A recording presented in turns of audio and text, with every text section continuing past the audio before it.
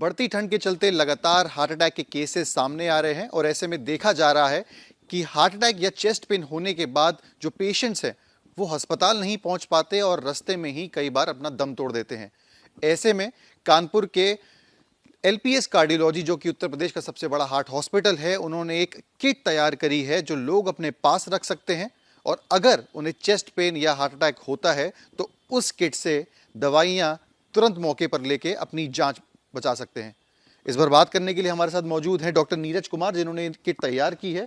कितने की ये पूरी किट है, क्या क्या इसमें दवाई है, इस पर बात करेंगे। सर, ये जो किट मैं देख रहा हूँ आपके सामने पड़ी हुई है, मैं आपको दिखा भी दूं कैमरा पे, ये राम किट नाम से जो है वो ये पूरी तैयार की गई है। इसमें इकोस्प्रिन और रोस्टेटिन जैसी कई दवाइयां हैं जो रखी गई हैं। सर, कितना प्राइस है इसका, कितने रुपए में तैयार हो जाती है और क्या उद्देश्य था इसको तैयार करना? ये इस एक किट की कीमत 5.5, 6, 7 रुपये है।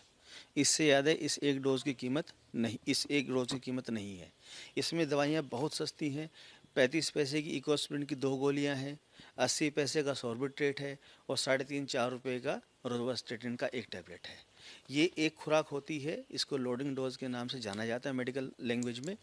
कोई भी पेशेंट जब चेस्ट पेन लेके किसी भी इमरजेंसी में जाता है तो सबसे पहले उसको यही 3 दवाई दी जाती हैं, उसके बाद उसकी जांचें या आगे इलाज को बढ़ाया जाता है। तो इसी को बना के हम लोगों ने ये किट तैयार की है। इन जो यहाँ पे इस किट में दवाइयाँ मौजूद हैं, क्या यही दवाइयाँ आप लोग पेशेंट्स जब यहाँ पे हॉस्पिटल आते हैं हार्ट अटैक के, वहाँ पे भी देते हैं? एग्जैक्टली ये वही सेम दवाइयाँ हैं और ये कुछ नया नहीं है। ये जब से कार्डियोलॉजी का ट्रीटमेंट, एमआई का ट्रीटमेंट स्टार्ट हुआ है, ये तब से ये दवाई प्रचलन में है। बस ये है कि आजकल जिस तरह की समस्याएं बढ़ती जा रही हैं, अचानक से रोज़ कुछ ना कुछ सुनने में आता है कि वो वहाँ पे कुछ स्पीच कर रहे थे तो एक्सपायर हो गए हैं, कोई डांस कर रहा था तो एक्सपायर हो गया, एक नमाज़ पढ़ते हुए एक्सपायर हो गया, ट्रेन में एक्सपायरी हो गई है।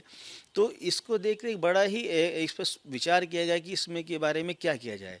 तो ये हुआ कि क्यों ना इस लोडिंग डोज को एक जनमानस को उपलब्ध करा दिया जाए इजीली लेवल पे, उसको ये जानकारी हो जाए कि हमको हॉस्पिटल, अपने घर से हॉस्पिटल तक जाने से पहले अगर हम इस लोडिंग डोज को अपने घर में ही खा लेंगे तो जो काम हॉस्पिटल में 15, 20, 25, 30 या 40 मिनट बाद होना है वो दवाई आप घर से लेके चल रहे हैं। तो हो सकता है आपके हॉस्पिटल आते आते आपकी समस्याएं भी समाप्त हो जाएं। ये बहुत ही महत्वपूर्ण है। मैं अपने जो लोग हैं, जो आम लोग हैं जिनको नहीं पता होती चीज़ें, उनके लिए आपको रिक्वेस्ट करूंगा कि समझाने पाएँ कि जो दवाइयाँ हैं कौन सी हैं और कैसे उनको खानी है, और अगर उनके साथ कोई किसी तरीके की अनहोनी होती है, हार्ट अटैक आता है, चेस्ट पेन होता है। जी, देखिए इसमें 3 दवाई होती हैं। हम सभी लोग जानते हैं कि जब हार्ट अटैक होता है तो हार्ट की जो नसें होती हैं वो ब्लॉक कर जाती हैं, उसके अंदर खून के थक्के बनने लगते हैं, उसकी वजह से हम लोगों को हार्ट अटैक होता है। तो उसको रोकने के लिए 2 गोली इकोस्प्रिन की एक साथ खानी होती हैं। ये ब्लड थिनर है, जो खून का थक्का बन रहा है उसको रोकती है, उसको बनने नहीं देती है। दूसरा जो टैबलेट है ये रोज़वास्टेटिन का है। इसको सामान्य भाषा में अगर हम बात करेंगे तो कोलेस्ट्रॉल कम करने की दवाई होती है। ये उस थक्के के प्रसार को रोकती है। इन दोनों को कैसे लेना है? ये 2 गोली हमको 2 गोली इकोस्प्रिन और एक टैबलेट रोज़वास्टेटिन की पानी के साथ खा लेनी है। तीसरी जो दवाई है वो सॉर्बिट्रेट या आइसोडिल होती है। इसको खाना नहीं होता है, इसको जीभ के नीचे रख के हमको चूसना है। उससे फ़ायदा ये होता है कि अगर हम खाते हैं तो दवाई पहले हमारे पेट में जाती है और फिर ब्लड में जाती है। चूसने से ये दवाई सीधा आपके ब्लड में ही जाएगी।